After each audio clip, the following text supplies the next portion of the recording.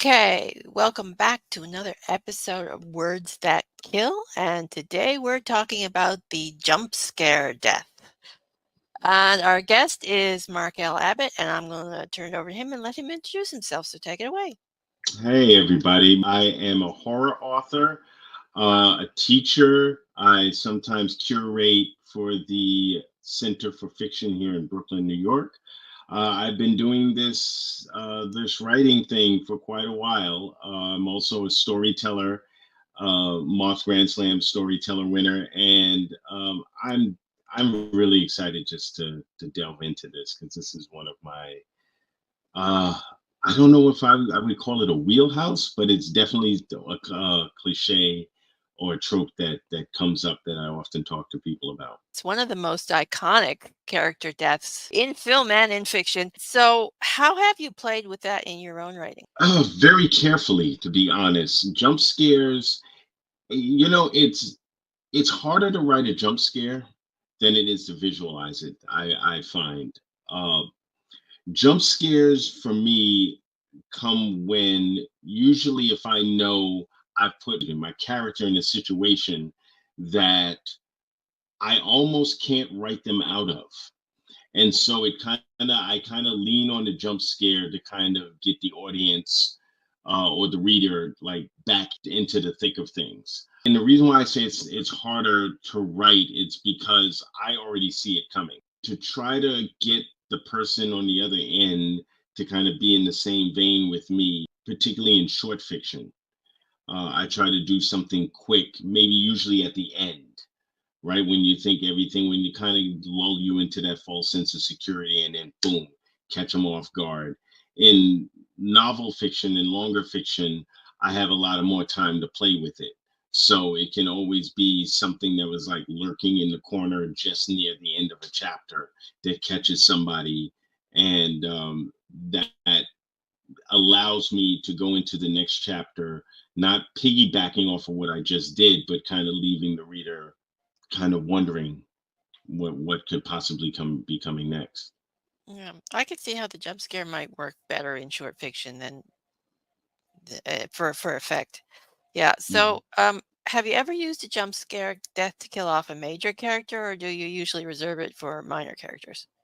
Minor characters mostly. I have a book coming out, Sinister Ascension, which deals with a vampire.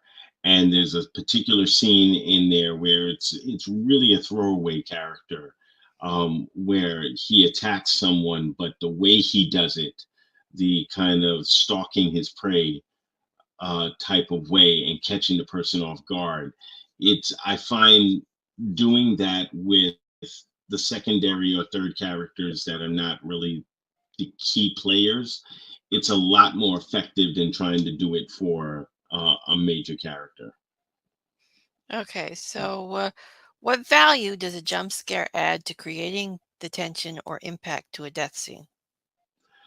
Oh, I think when we look at the jump scare, it's like an old friend. It's that one trope that people I do think people appreciate it. I think it's if you don't have it in a horror story, it cheapens the thrill of it. It's one of those type of tropes that readers and viewers come to want in some form or fashion. They want to be scared overall, or they want to be on edge of pins and needles. But I think one of the things that brings the value of it is it heightens a certain particular type of tension. The film that comes to mind for me was a story called Creep, where this girl is caught in the London tubes and she's being pursued by this half man, half something else.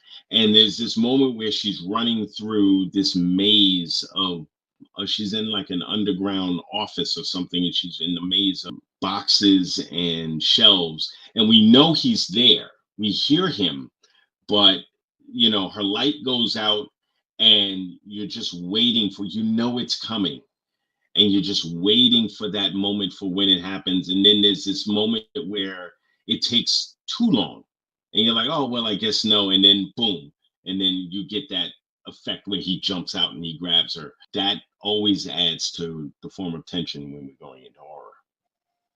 Okay, so you touched a little on this, but how do you handle the jump scare so it's neither obvious or cliche so that the reader doesn't feel like, oh, we saw that coming a mile away? So, what's your advice for writing these scenes, especially if you're foreshadowing them to begin with? You know what? Don't put the danger in that particular passage of the story. Let the reader or the audience be lulled into the false sense of security. Let them think that uh, maybe the element is has disappeared, or the person has gotten far enough away from it that it just can't catch up.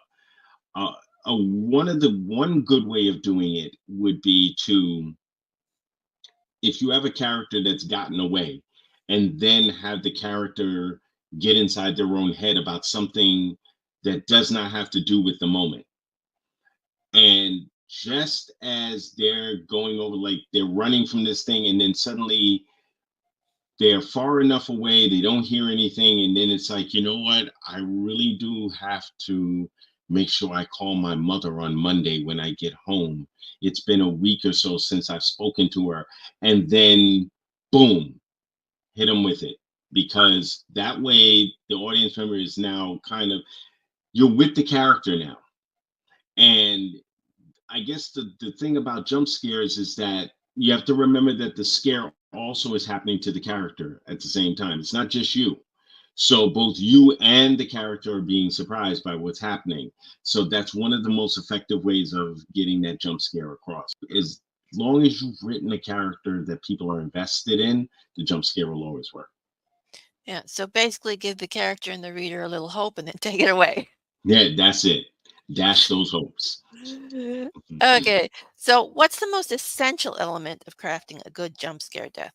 You know, it's funny you asked that, and it's hard to say because as a writer, I don't think about it.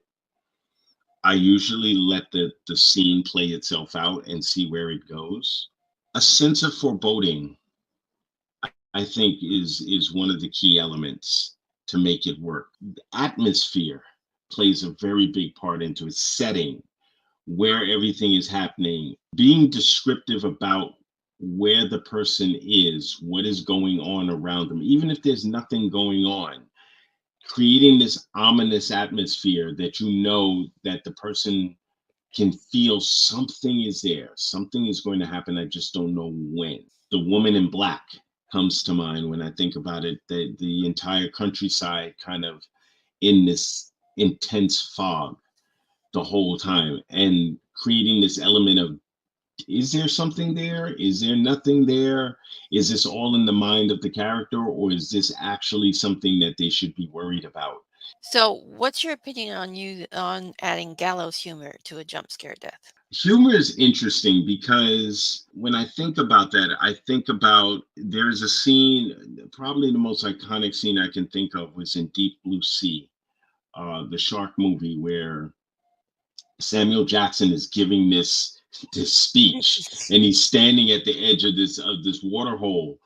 And I don't think anyone saw that. I mean, I don't know a person that said, yeah, I knew something was about to happen, because you get so wrapped up in it and then it just kind of jumps out.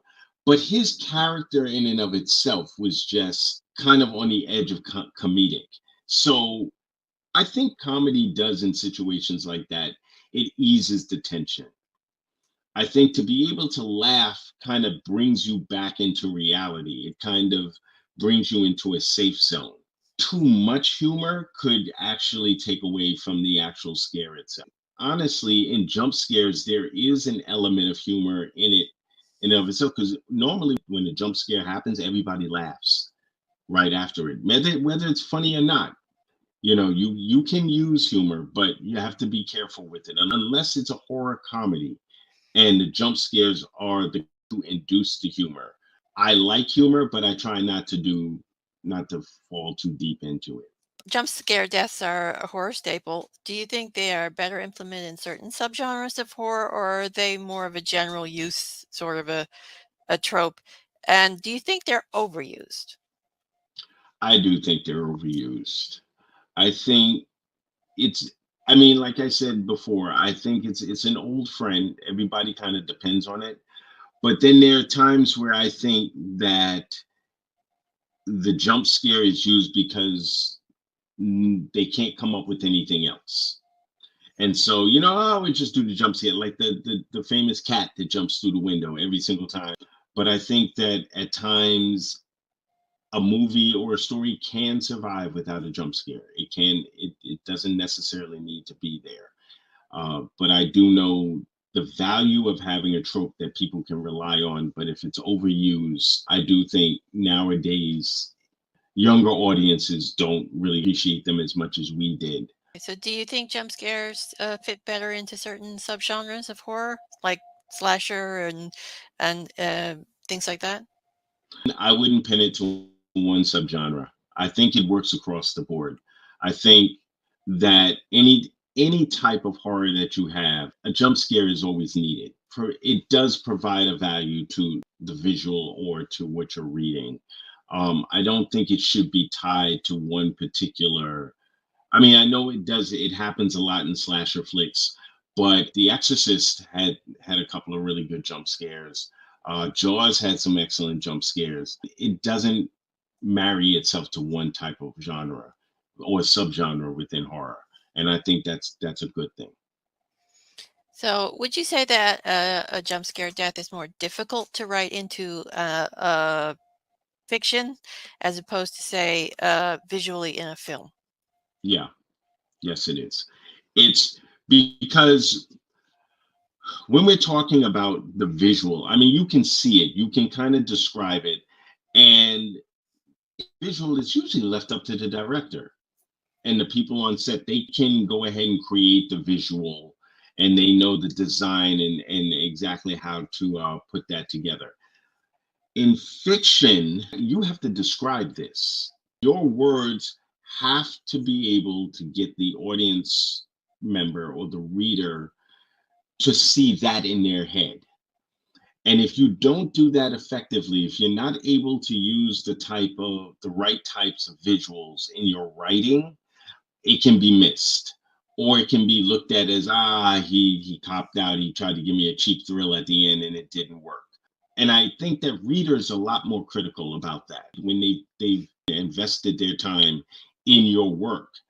If they get a cheap jump scare just for the sake of you writing one in, they don't appreciate it.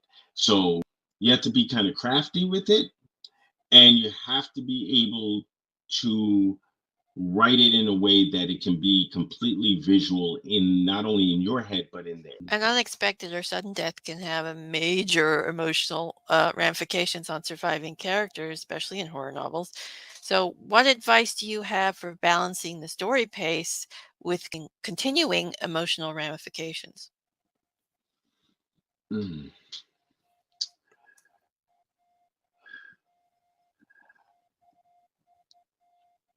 I'm taking a minute because I did something in a story where I had to do that.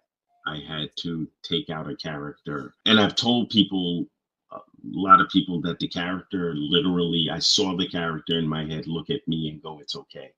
You can do this." My best advice to any writer who is going to do this to a character, and it may sound silly, but have a conversation with that character. And writers understand what I mean, because the relationship between author and character is a very tricky one. You can't kill off a character for the sake of killing them. And when you do it, it really does have to have an emotional charge to it. And so the way they go out, who the individual is, how they have been interacting with characters and the audience throughout, is extremely important. So before you decide, okay, you know what, because I know we may outline, some of us outline, and we're like, okay, this character is going to die in chapter 15. But if there's an emotional link to that character, you have to have that conversation with that character before you kill them. And it has to be done tactfully, so that both you and the person reading it walk away from that experience feeling like, wow, I just lost my best friend, or that should never have happened to that guy. I would say the greatest compliment you could get is having someone read that and then meeting you and going, why would you do that? And it's like, Mm. I, I'm sorry. I'm like, I, I'm my condolences to you. I'm sorry. That's my advice. Make sure that the kill is what you need it to be. It's going to work for that scene. But be prepared. You walk away from that scene as the author, feeling it, your reader is going to feel it. Absolutely. So have you ever twisted the jump scare to fake out your readers with different false alarms or variations before the kill? No, to be honest with you, I've actually never considered. I'm thinking now. I don't think I consciously did.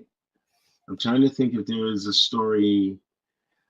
I may have done it once. I know a story that I did do about a golem where I had the person re-enter the room to get something, and the golem had awakened. And my plan was not to introduce the entity as a living element until further into the story. But for some reason, I had it that the person was watching the thing. It was laying there on the floor. They were watching it. They went out. They came back. It was still there. And then as they get ready to leave, they turned around and it was standing up. And it was just sort of like this, for the character themselves, was like, wait, what? And then it just kind of ominously sat back down once it realized it wasn't the target it was looking for. But I don't, it's funny when you ask me that. I don't remember consciously doing it. I just remember going, oh, you know what, this will be cool if I do this right here, kind of thing. Okay, so what role do you think music plays in filmic jump scare deaths, and what devices can be used to create in fiction to create similar effects? Oh, I love music. Music. I remember as a kid, my father I used to always ask him, "What is that eerie music?" And he would always say it's mood music. The right kind of music played at the right time works wonders. I don't know if music works as effectively as it used to, but particularly now, since we have a lot of found footage movies that truly rely on the jump scare. That is jump scare central, and they don't use music, which makes it even more effective because you're now, because we don't hear music in our head in real life when things are happening. As for writing, you know what? That's a good question. That's a question I don't think I can answer because everything on a page is from up here to there. There's nothing in between for me to give the reader. I can reference certain things. I could say an old tune from Benny Goodman band might be playing in the background. I always thought those were eerie whenever they played like those old 20s or 30s songs and they slowed them down and they gave it kind of like, that you would get these big band songs slowed down to a point where they're just very eerie sounding. I don't know how effective it is to describe that on paper, in terms of a story, but if there is a way to convey that, that would be the way to go. Okay, so what are some of your favorite jump scare deaths in fiction, TV, or movies? Friday the 13th, the very first one, when Jason jumps out of the lake and grabs the girl out of the canoe. I actually saw that before I ever saw Carrie, where the hand shoots up out of the grave at the end. I thought that's a great jump scare. Sam Jackson's death in Deep Blue Sea. In fiction, in a lot of Stephen King's work, there have been moments where he's written things, he's left chapters. He's ended chapters with this very ominous kind of feel to it that's almost akin to a jump scare where I have literally like jumped and shut the book and been like, yeah, I'm not, I can't do it. Yeah, I can walk away from that. Video games, Resident Evil, when it first came out, used to, man, playing a video game, having headphones on and hearing things when you're moving through a horror game, something just jumping out at you. You turn a corner, there's a zombie standing right there with its back to you. Those kind of things, those are some of my favorites. And Mm. and the oh my God, they made a terrible movie out of it, and I can't remember. Lights Out was a favorite on YouTube with this woman that kept shutting the lights on and off, and there was a creature in her house that would only show up when the light went out, like she'd see the silhouette of it. Yeah, that was a great jump scare. The last shot of that Mm. short film. Yeah. Yeah. Actually, one of my favorite jump scare deaths, it's sort of a jump scare. It happened in the first season of The Expanse. Mm-hmm. The characters are on a ship. The ship's being attacked, in space, and there's fire, and that you think that all the characters are safe, and then suddenly a weapon just comes right through the hull of the ship, takes the head off of one of them. Mm. It was sudden, unexpected, and it just perfectly illustrated how much danger these people were in. Yeah, yeah. Well, you say that now I think about Alien, the very first Mm. Alien, when he looks into the egg, and you have no idea that that thing's going to jump up on his face and do what it, ultimately implant that thing inside of him. But I just remember seeing when I was a kid, and I remember that thing jumps out of the egg, and I was like, wait, what? Okay, and now we're at the three questions I ask everybody just for fun. So, Mhm. do you enjoy killing off characters, or do you struggle with it? I struggle with it. Villains are easier to get rid of. Honestly, some of the characters that I've killed off are usually the sidekicks or something. The sidekicks I fall in love with almost instantly. So they're the hardest ones when I have to make that decision to get rid of them. I don't enjoy killing my main characters. I don't. That hurts. Okay, so what is the most creative or memorable death of a character that you've written? I did this story about a spider that lured these people into a perfume factory. And the final person nearly got away, came this close, like literally was one step out the door, and the spider got him. And it was just the way I go about the whole the feeling of the prick of the fangs on the person, and then all of a sudden their body and everything starts to shut down, and they realize I'm never leaving this place. They feel themselves being wrapped with silk from the spider. Okay, yeah, we just freaked out everybody who has arachnophobia. Okay, so what's the oddest or most notable thing you've researched and related to a character death? I haven't used it yet, but I was trying to find something unique in terms of, because I love using animals in some of my stories. And I think the oddest thing, I'd never heard of this thing, was called the bobbit worm. And this thing lives under the sand. And what it does, whenever the prey comes close enough, it shoots out of the sand, but it has like a blade in its mouth that is like so sharp that it slices right through the fish or the shrimp, whatever it is that it's going after. And the thing doesn't even know it's been hit by the time it starts to drag them down into the sand. And I was like, and then I had to find out, I was like, well, why is it called the bobbit worm? And for those listeners who remember Lorena Bobbitt and that story about her husband, Mm. that's why they named it the bobbit worm. And I was like, Okay, Kate, those people had a very dark sense of humor. and I was like, wow, that's a very interesting name to give a worm. I was like, that's Okay. not that old. But yeah. All right, so that's a great note to end the interview on, and I'll let you tell everyone where they can find you and your books. Okay, you can find me. My website is www.whoismarklabbott.com. You can find me on Instagram at whoismla and also on Facebook as Who is Marc L. Abbott. Those are the places you can find me, and my books are available on my website for sale. Okay, so thank you for being a guest today. It was a pleasure chatting with you. Same here. And that's it for this episode, and bye for now.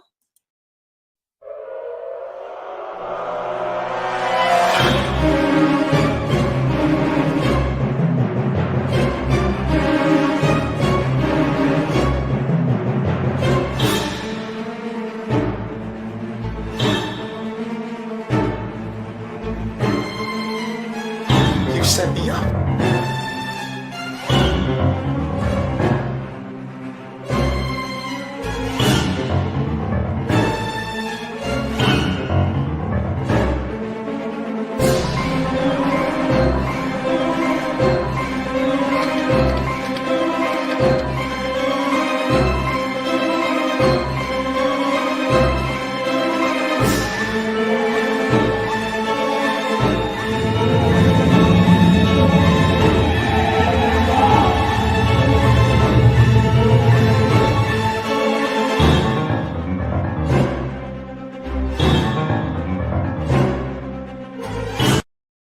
Where's that coming from?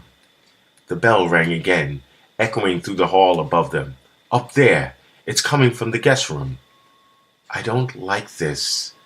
Remember I told you there were once service quarters? Well, each of those rooms had a call box in with a bell in them. I bet that's what that is. But why would it be ringing by itself? The house is wired in the walls. Could be rodents chewing on the cables or something. It's been known to happen. All of this is making me a bit peaked. I'm going to step out into the yard for a minute. You want water? No, I'm fine. I need some air. Go ahead and finish up and bring the letters. This is fascinating stuff. Okay, I'm going to go check on that call box first, then find the deed. You stay outside. Victoria leaned in and kissed him. She walked toward the car as Lexington closed the door. She took a deep breath, filling her lungs with the early autumn air, then exhaled slowly and strolled past the car and into the yard along the side of the house. She stopped to reread the letter she was reading, and when she was done, she looked back up at the house, then up to the bedroom window from where she had first seen the woman in black. She turned to look in the direction she had just walked, and standing inches from her face, staring at her with eyes as black as sackcloth, was the woman. She seized Victoria by the wrist and said, "Come here. The dead